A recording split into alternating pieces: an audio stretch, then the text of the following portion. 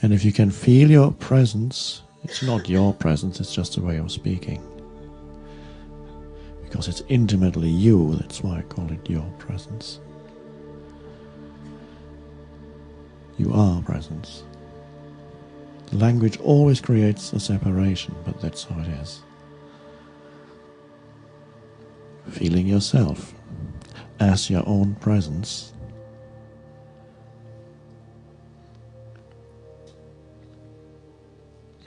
If then any question survives in your head,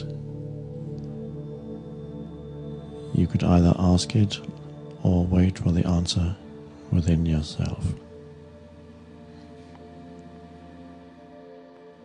And when you're present within, non-vital questions won't survive in the head. They're recognized as not truly alive.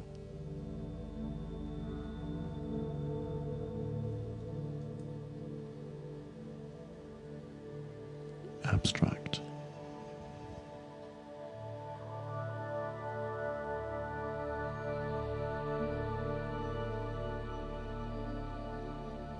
In medieval times, the mind created abstractions. How many angels can dance on the head of a needle, or something like that?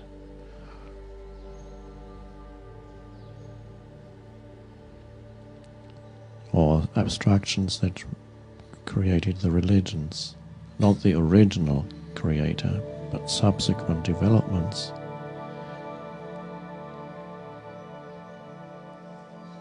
The church split into two, I can't remember when, 1,500 years ago, over the dispute whether the Holy Spirit emanated from the Father or also from the Son.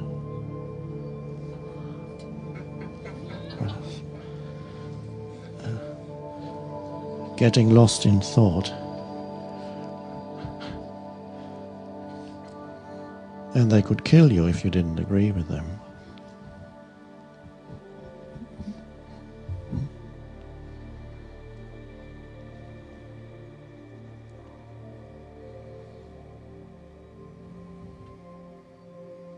So, vital question concerns you.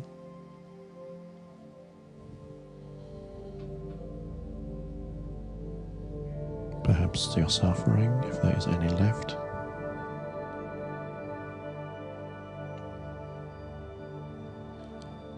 Pain body questions are usually helpful to everybody. I don't mean questions that are asked by the pain body.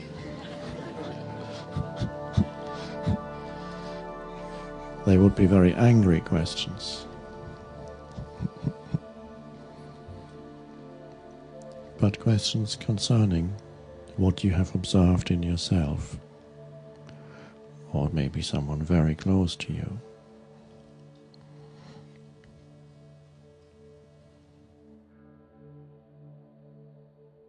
Occasionally you get questions asked by the pain body.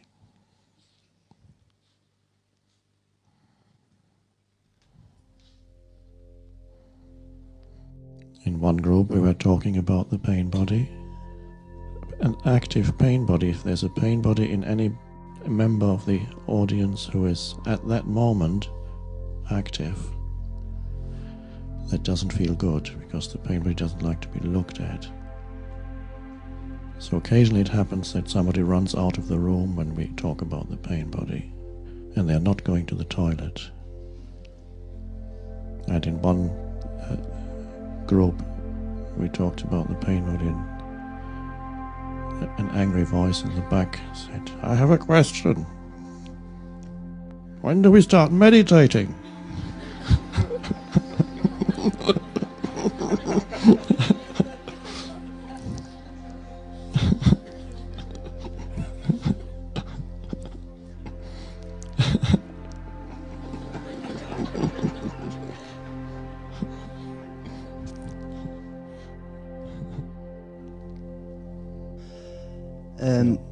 Yesterday I experienced during the meditation a shifting between anxiety and somewhat fear and fearlessness.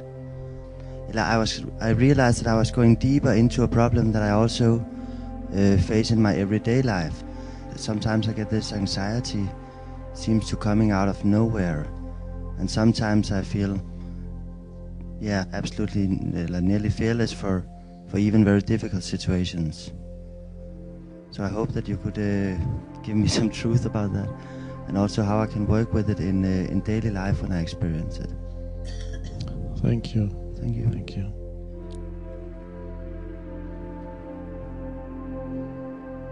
Fear is the universal condition. Virtually everyone, unless they're very deeply rooted within, experiences some form of fear. There are different forms of fear, anxiety, even stress is a form of fear, stress of, I'm not going to get there in time.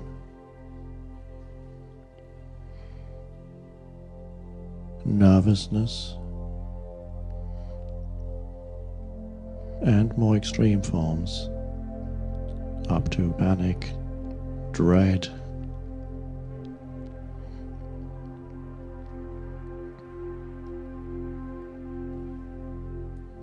Most pain bodies contain, I would say really every pain body contains fear as part of its makeup. But fear is not always immediately recognizable as fear. Fear can shift and be translated into something that looks very different. For example, anger. If you look behind anger, you'll always find fear.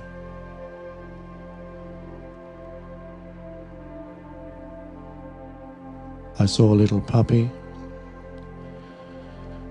at a dog training class that I attended with our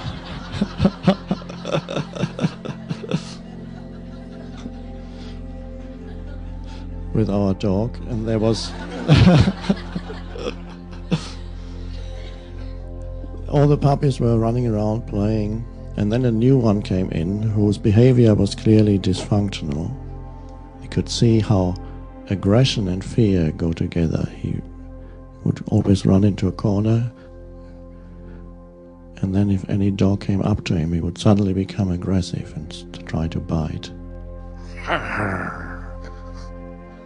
And you can see, fear and anger, they go together, even in an animal. An animal is not really anger, but something almost like anger.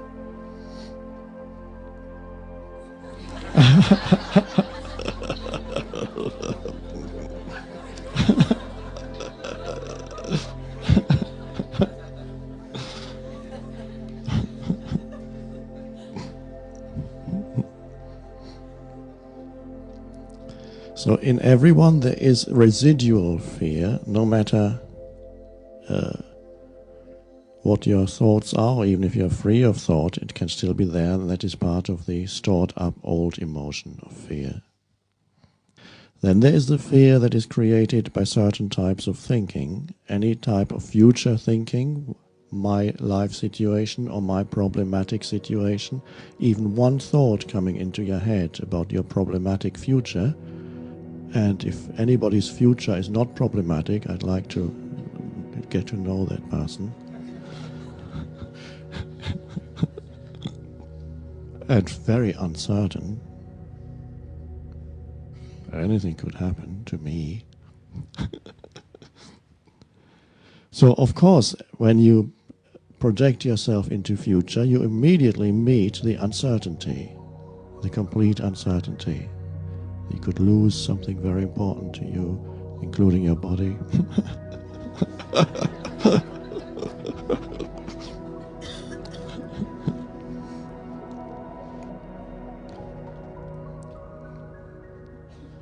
So, new fear is created through not being present, because in the present moment,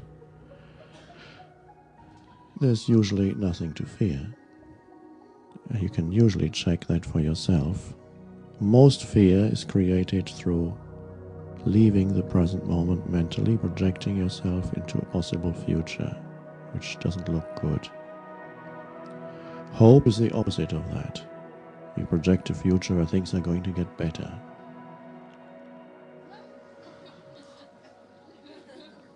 And then a hope thought can quickly shift into maybe it's not going to work out.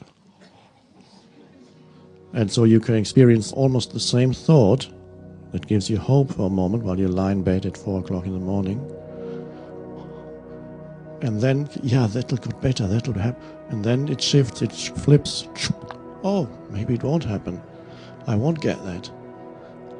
And fear immediately comes. The gap between, I believe it was Fritz Perls, the founder of Gestalt therapy, who said,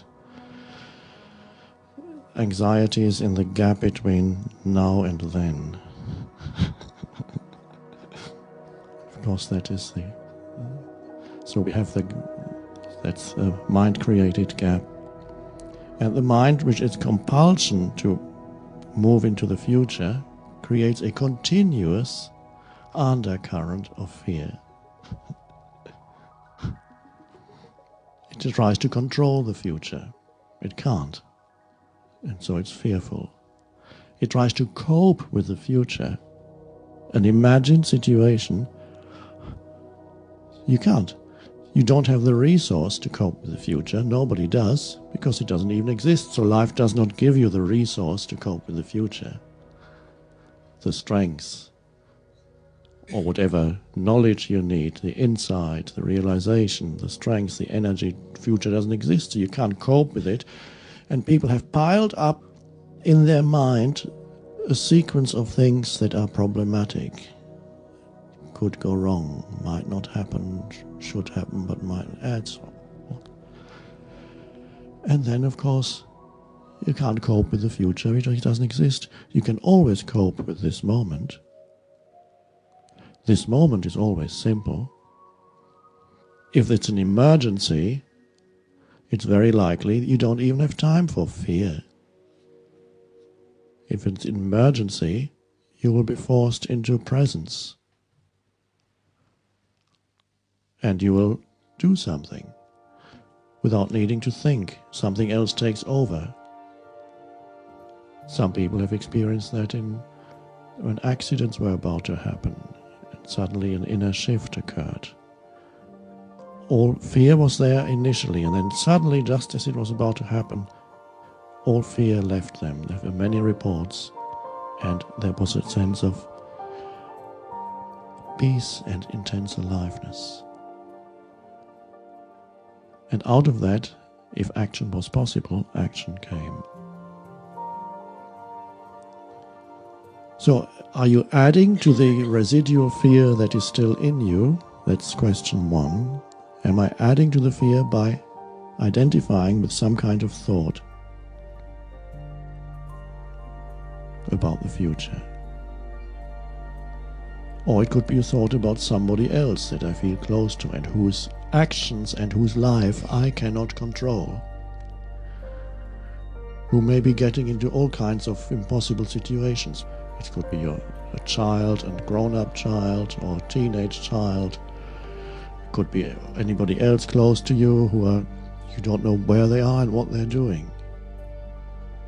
You know they're engaged in dangerous activities. And so many parents have the need to control the lives of their children. They want to protect them from possible harm.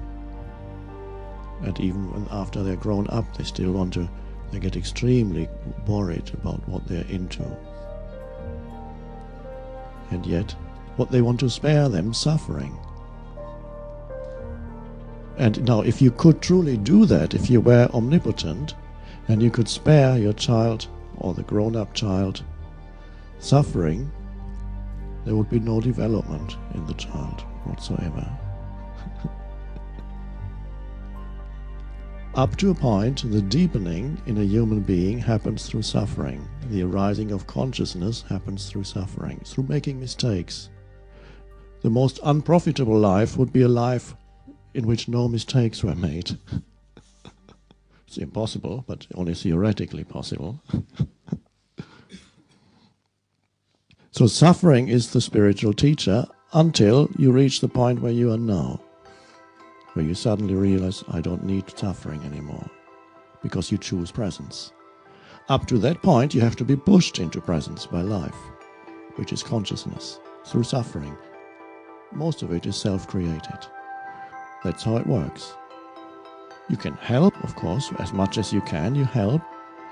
Very young child, you have to prevent from getting too close to the window or whatever it is, all those things, practical things. But beyond the practical, you have to allow other humans to make mistakes, to do what they feel is right to do, even if you know very well this is wrong and will lead to suffering, instead of lying awake all night worrying about what they are doing. There's nothing you can do. So, the fear can arise because you have thoughts about somebody close to you or yourself. So that is the fear that is created now, through future projection. And when there's enough presence in you, can recognize that as I'm creating fear. My mind is creating fearful thoughts. And you believe in every fearful thought. And then the corresponding emotion comes. Many people shake with fear in their warm bed in the middle of the night.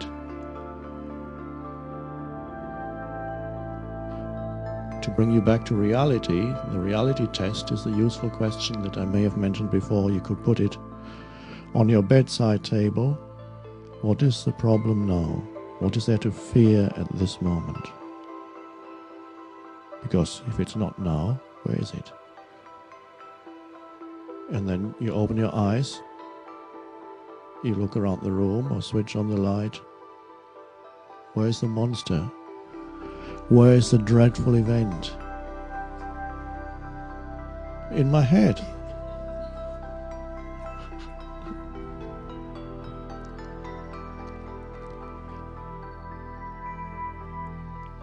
And then there's the residual fear that you still carry. Even if your mind is not creating it, it may suddenly come up as an emotion. It could be the pain body. It could be an isolated emotion, perhaps drifting up from the pain body. And you are not even thinking about future, and it can come in meditation. It often does, because meditation is going deeper into yourself. And what the ego fears most is its own end. It fears your presence. So when there's a letting go into the present moment, a relaxing, the tightness, the contraction with which the fear was being held down opens, and often what comes up is fear. It's the fear of the end of the egoic entity. The fear of the end of my problems, the fear of the end of me as a mind-made entity.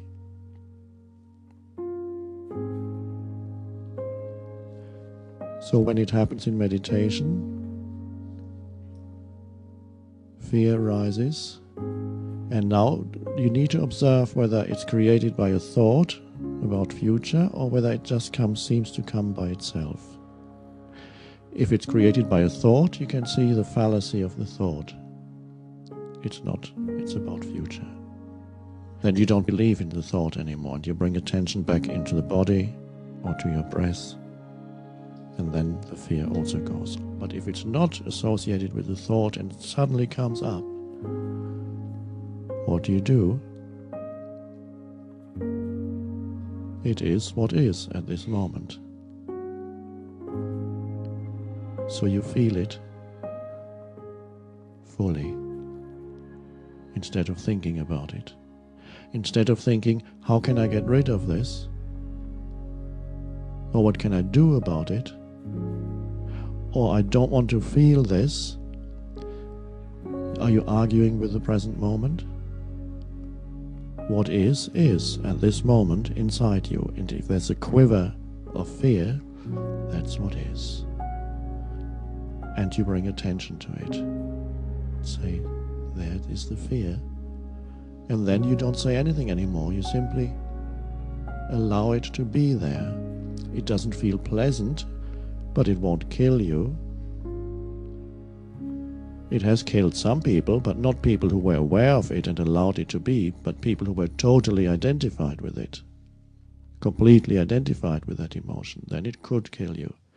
But if you are aware of it and allow it to be as it is, and notice it's not going to kill me, it may not feel pleasant, it's like feeling almost a physical feeling of unwellness.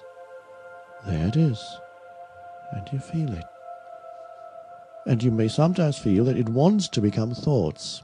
The emotion wants to become thoughts, or the mind is attempting to explain the fear that you feel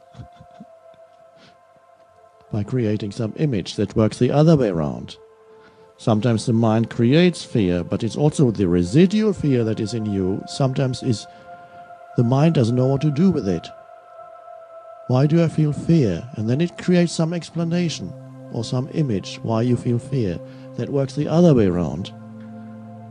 So fear can be created by a fearful thought, but a fearful thought can also be created by the residual fear in you that's already there, that has been there for a long time.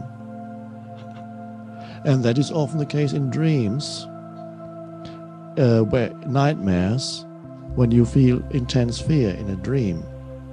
And you may believe that the image that you are dreaming is creating the fear. The monster that you're trying to get away from in the dream is creating the fear. The fear is the residual fear that lives in you, probably associated with the pain body, the bundle of emotions that have come together to form the pain body. So what you're experiencing is the residual fear, and the mind needs to somehow make sense of this, so it attempts to find an image to explain it, and in the dream it becomes a nightmare. In a very unconscious person, or in somebody in whom the fear is very intense, the fear in daily life can turn into so-called paranoia, which is a complete misperception of reality, in which you see other people or groups of people as your enemies who want to do you harm. This is only a more pronounced form of the normal egoic state. The normal egoic state is very suspicious of other people. It wants to use them, it also fears them. It misinterprets very often their behavior. So there is element of paranoia in every ego. The fear of others, even the need to have enemies, to make them into enemies. And it's more pronounced than it's recognized as a form of insanity. But what is it? It is the mind's attempt to explain the intense fear that I feel. And therefore it cannot explain it, but the mind wants some explanation. So it creates a reality that seems to explain the continuous fear that I feel. A fearful reality. It doesn't know that the fear that you feel comes from the past. It's part of the pain body. There is no explanation here at the present moment for it. So it's an attempt of the mind to explain, and it becomes unreality.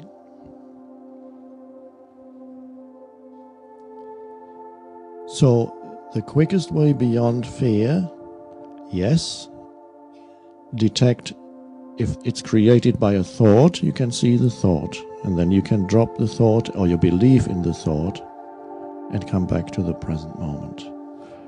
Or the residual fear that is in you that wants to become thought too.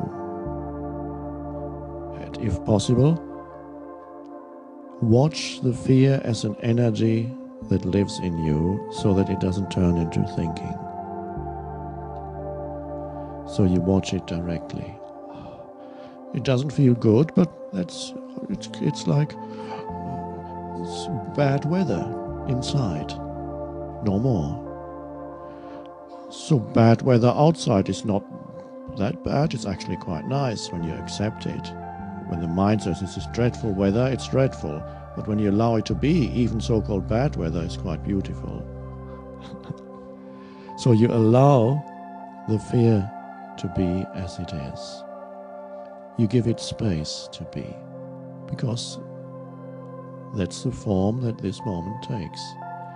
You give it space to be, and then you may notice the space around the fear, so to speak. It's almost a metaphorical way of putting it. The space around the fear gets bigger. And then you notice there's actually a vast space. The more you allow it, the more you become aware of space around it, inner space around the fear. The more there is a distance between you and the fear. And there's the fear, what before was overpowering, you didn't even want to look at it or feel it, suddenly is realized as a tiny energy movement compared to the vastness of space around it. And that happens when you allow it to be and watch it. It becomes transmuted. Even the residual fear from the past becomes transmuted. Be very much aware of the danger of the fear, the residual fear, influencing your thinking, controlling your thinking. You remember the two movements. When you are not very present, fear creates certain thoughts, fear thoughts. Or the other way, fear thoughts create fear. The residual fear creates also more thoughts when you're not very present. People talk about trusting in life. They say, how can I learn to trust in life? You can't learn to trust.